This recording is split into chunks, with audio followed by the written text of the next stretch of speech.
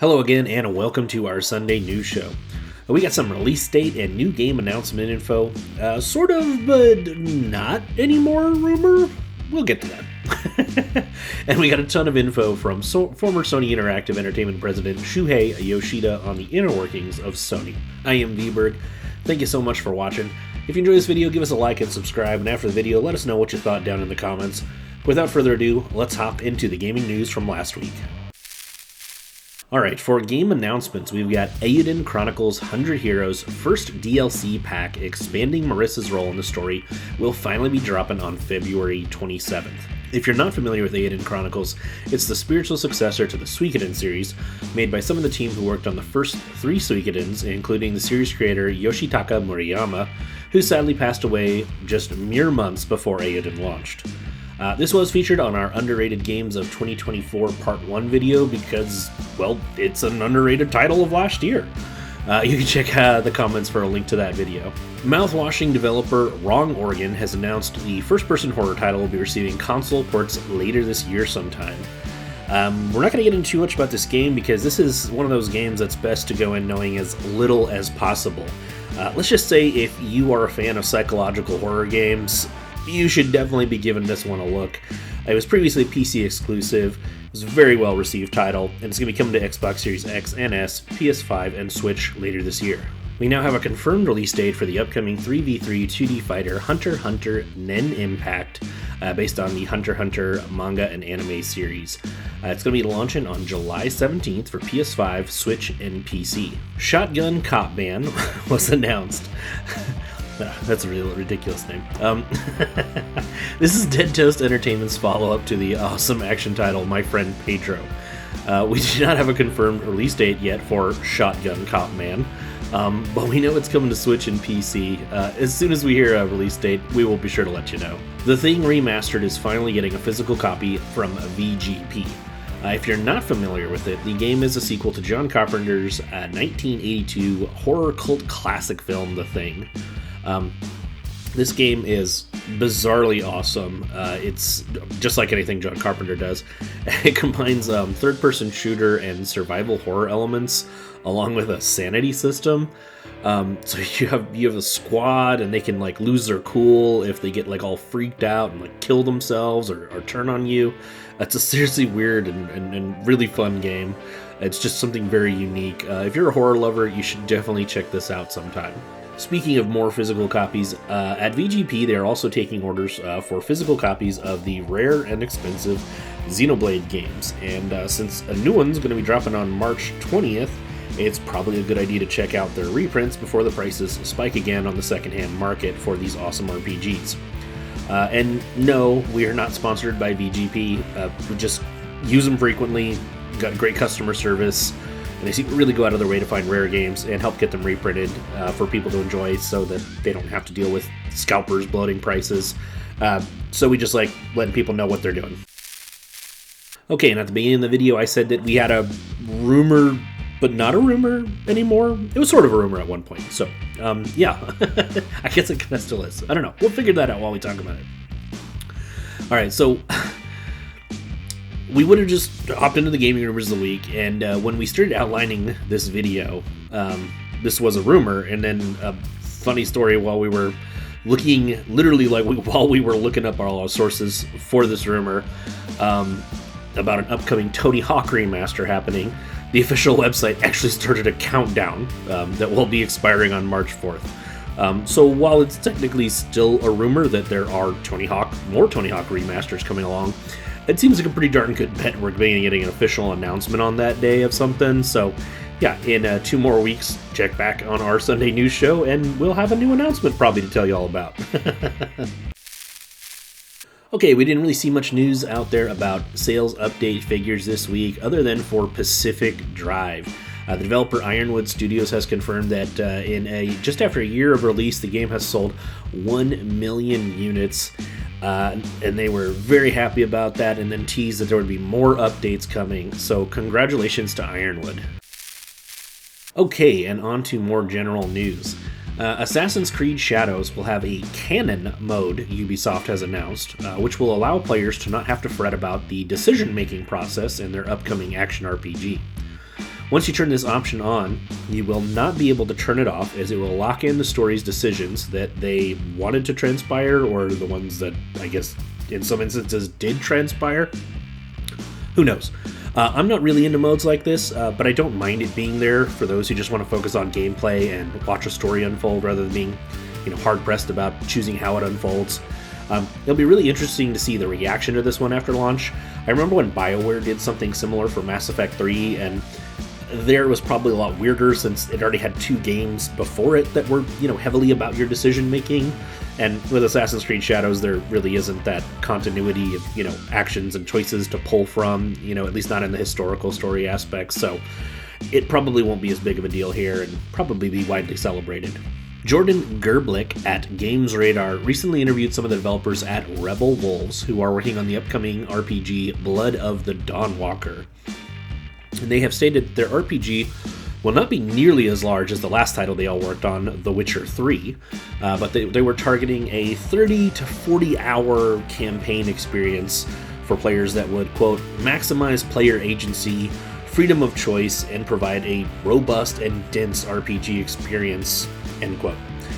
And that doesn't really bother me a bit. I don't care how big the RPG is. I do prefer longer games.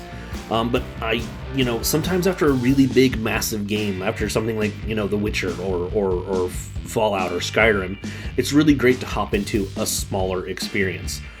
Both styles are good to me, and I just think this game is looking awesome. So I can't wait to hear more about it.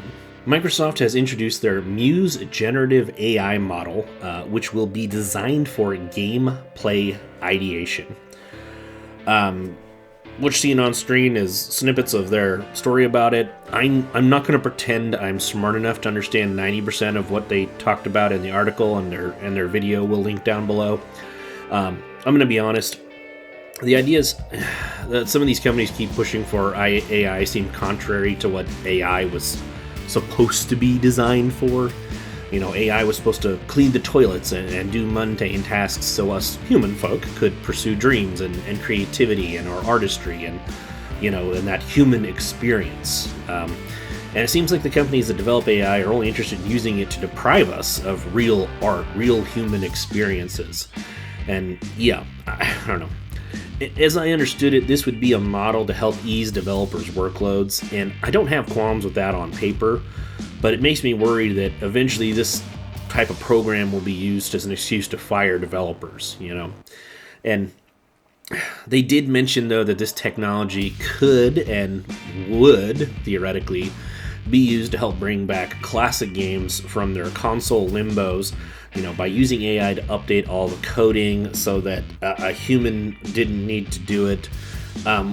Whether or not it's capable of that, or all the other technobabble they had, game preservation is good, and I'm a fan of achieving it as efficiently as possible. However, I'm just really skeptical of all this AI and gaming stuff, but my background's in history, so all this stuff sounds like not Greek to me. Alright, and lastly we have a ton of excerpts from all over the place. So Shuhei Yoshida, the former president of Sony Interactive Entertainment, has retired from his 38-year tenure at Sony and PlayStation. And he's been doing the whole interview tour with all the major gaming news outlets, and we've just gotten a ton of info from that. So what we're going to do is we're going to link those sources in the description. If you want to check out any of those, interviews, they're really good, really interesting. We're going to cover what we feel are some of the big stories of it, though. And so first up, when he was on Sacred Symbols, Yoshida said that Sony wanted to work more with FromSoftware when it came to the Dark Souls series. But after Sony and them had a bit of a snafu with Demon Souls, they didn't want Sony to publish Dark Souls. Sony had originally asked FromSoft to make them a game to compete with Bethesda's Oblivion, and what FromSoft brought them was Demon Souls, which we know was basically a prototype for Dark Souls, and Sony wasn't very pleased with that initially. They actually had Yoshida play it, and he said after 2 hours he was still stuck in the starting area. He said that in an interview way back years ago with IGN, and that they couldn't see the potential in it. And it's kind of understandable. It took a while for that formula to kind of catch on, but yeah. So anyway, they wanted to make, Dark Souls now, and Sony ended up is actually the response to Demon Souls. Sony didn't even publish it in the West like they had originally agreed to. In fact, Atlas ended up publishing it on behalf of FromSoft. And this just caused a strain with FromSoft and Sony at the time, and so FromSoft turned to Bandai Namco when they wanted to work on a sequel to Demon Souls, which was Dark Souls, and we know that from there it went on to become a major franchise. So Sony kind of screwed the pooch on that one, but to be fair, the game was very challenging, which was very contrary to design elements at the time. And there was almost nothing even remotely similar to the Elder Scrolls, other than both being fantasy RPGs, but just aesthetics were different, gameplay was different, tone was different, not even open world, just nothing like the Elder Scrolls at all. So it's really it's kind of fair to see where that disconnect occurred when they were asked to do one thing and produce something so very different. Shuhei also mentioned on Sacred Symbols that after a while, Sony was only looking for AAA experiences. And this was probably during Jim Ryan's tenure. And that smaller, akin to AA experiences, projects like Gravity Rush, Ape Escape, and Knack were no longer Sony's go-to.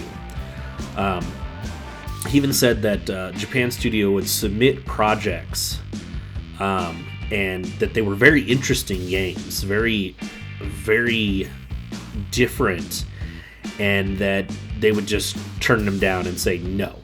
And then they eventually shuttered, Japan Studio, and I think that was a really terrible decision. And there's a kind of hilariousness to it that the remnants of Japan Studio that remained at Sony and didn't just leave the company joined Team Asobi, and then Team Asobi went on to make Astrobot, which just won tons and tons of critical acclaim and accolades and dozens of Game of the Year awards from various outlets. So it feels like maybe Jim Ryan and Sony were too fixated on these over-the-top AAA experiences, which has kind of resulted in, like, a lot of people feel Sony's first-party titles have become very samey as of late.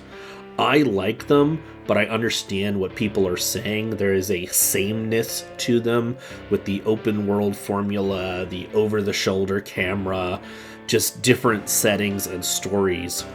And, by being too fixated on these similar experiences and feels like they've ceded those smaller, unique, quirky experiences and lost ground there to those smaller titles to all the indie studios over the years.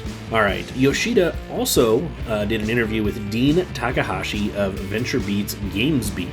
And in that interview, Yoshida mentioned that Hironobu Sakaguchi, the godfather of the Final Fantasy series, at one point in time attempted to convince Nintendo to ditch cartridges and swap to CDs so that Final Fantasy could take advantage of that technology.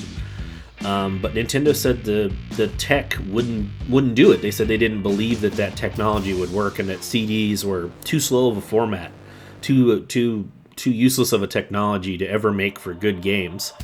And oh boy, when Nintendo is wrong about something, they are really wrong about something. Because that led to the rise of what became the Sony PlayStation, which relied on CD technology. And that allowed one of Yoshida's managers, who he called a schmoozer, to make nice with all of the people at Squaresoft, because back then Square Enix didn't exist. It was Squaresoft and Enix. He was able to schmooze them on over to the Sony PlayStation, and thus Final Fantasy ditched Nintendo. And then Enix ended up following suit and also ditched Nintendo and put Dragon Quest on PlayStation as well. And those two franchises disappeared off Nintendo platforms for a while, which is probably the reason why the Nintendo 64 has, like, I think exactly 5 RPGs or something. Yoshida also went on to say that while he has no official or inside information to share, and that everything he says should be taken with a grain of salt, from his years of experience working with Sony and on PlayStation, he thinks that a potential PlayStation 6 release year of 2028 feels, quote, just right to him, quote. So it sounds like we can be expecting around 3 more years of this current generation if his guess is good. Thank you so much for watching. If you found any of these stories funny, interesting, or possibly depressing, be sure to let us know down in the comments. And as always, from all of us here at Game Conclave, thank you so much for watching.